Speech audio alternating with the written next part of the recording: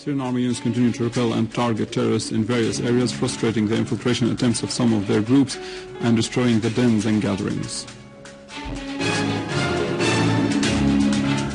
Gatilov says Moscow expresses hope that Mistura will propose ideas to relaunch the political process regarding Syria.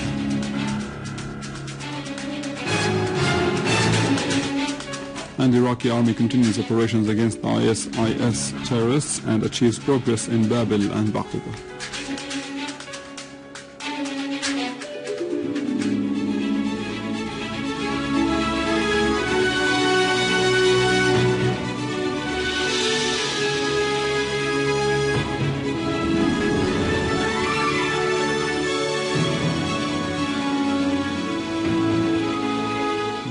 This is News in English from the Syrian television in Damascus.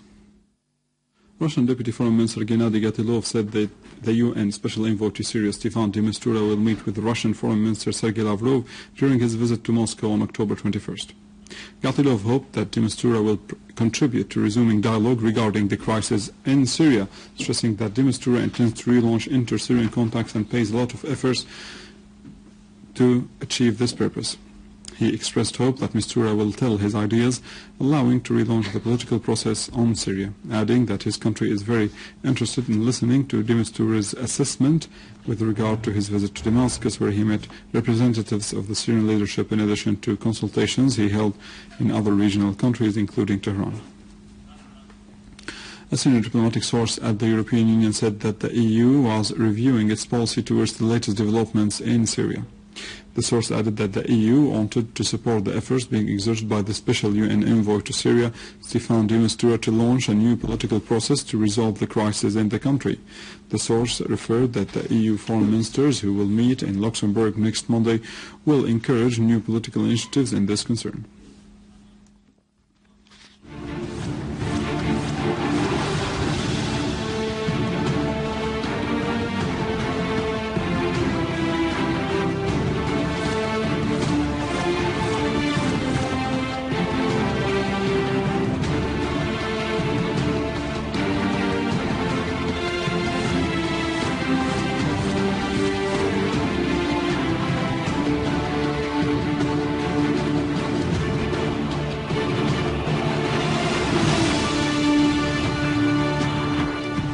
The people of Ain Arab city northeast of Aleppo repelled attacks by the ISIS terrorists on a number of areas which the locals have recaptured during the past few days, while media outlets reported that the locals regained control of the cultural center and the 48th Street. Local sources affirmed that ISIS terrorists withdrew from the city. The sources added that about 374 terrorists were killed since last month in this operation. Media sources reported that the city is almost clear of all ISIS terrorists except for a small number, and that the terrorists positioned themselves behind Ain Arab Hill and Mishta Nur Mountain following fierce battles which forced the terrorists to retreat from the cultural center, the 48th Street, and retreat 7 kilometers away from the radio building controlled by the locals. Syrian army units killed and injured a number of terrorists who attempted to attack a military post surrounding Bisankul city in Idlib countryside. Units of the armed forces targeted the den of the so-called Hazm terrorist movement in the surroundings of Khan al-Subul town in the countryside of the province, killing and injuring all terrorists inside it, in addition to destroying satellite transmission devices they were using.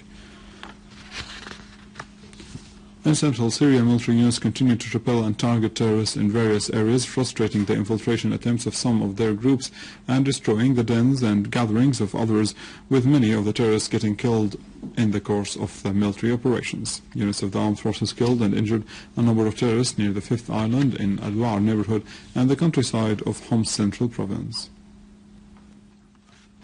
A military source said that army units targeted gatherings of terrorists in the village of As-Sultaniya and in the southern Msherfe village in the countryside, leaving a number of the terrorists dead and wounded.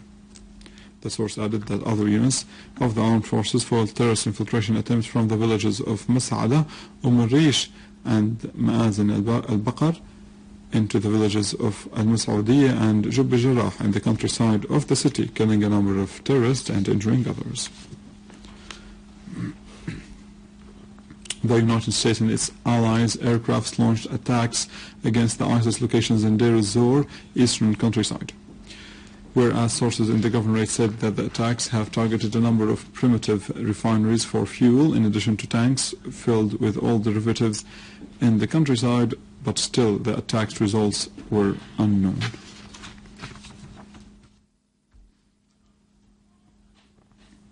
The British The Guardian newspaper published an article by Jonathan Freeland, who affirmed that ISIS and Ebola virus constitute a dangerous duality that threatens the whole world as the two started to extend and spread quickly.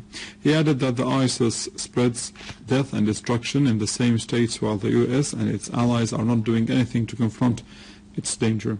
He went on to say that the world did not realize the dangers of this terrorist organization when it carried out mass killing operations against Syrian and Iraqi citizens, but the West realized its danger only when it started to behead Western victims. The Syrian-Jordanian borders have hosted American military experts to train and arm ISIS terrorists and other terrorists from al-Nusra organization. The Lebanese Safir newspaper disclosed that scores of Jordanian terrorists infiltrated into the Syrian territories last Monday, including the leader of the terrorist group, Omar Mahdi al-Zaidan, to join the ISIS terrorists in the city of Raqqa. The Turkish borders have also been hosting ISIS terrorists at the directives of Erdogan, who offered them huge funds and logistic support to launch attacks against Syrian people and infrastructure.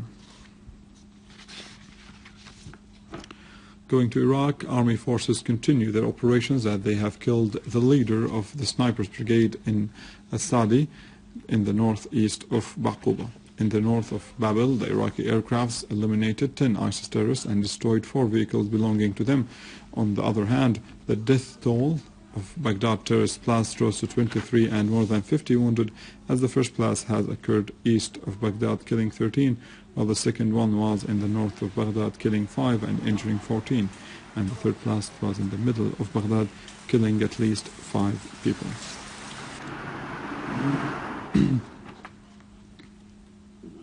Massive popular demonstrations continued in Al-Qatif area to the east of Saudi Arabia, protesting the death penalty issued by the Saudi authorities against the prominent religious figure Sheikh Nimr al-Nimr. The protesters called the international community to interfere and stop the sentence, which is void and came as revenge by Al Saud regime.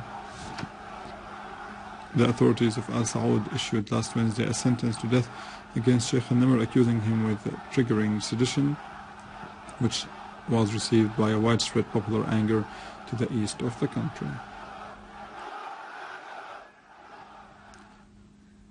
In Libya, 18 at least were killed during violent clashes in Benghazi city. A medical source in the city said to France Press that 18 people were killed today during clashes between the army supporters and the Islamic militants in the other areas. Helicopters launched a raid in the southeast of Benghazi as the death toll in the city rose to 52 since starting the operation of returning Benghazi back by the army forces. And in Turkey, the jurisdiction has stopped chasing the 53 people, including 2 sons of former ministers, who were accused in a huge corruption case in 2013. Among these charged people, the son of former interior minister and the son of former trade minister, noting that the 53 accused were arrested in the middle of last December during the campaign of arrests against corruption, which led to the resignation of 3 ministers and destabilized Erdogan's government. With this, we end our news for today. Thank you for watching. For more details about Syria and the region and to view this bulletin again, you can always visit our website in English, www.syriaonline.sy. Now to the latest business and market news with Nariman, but after a short.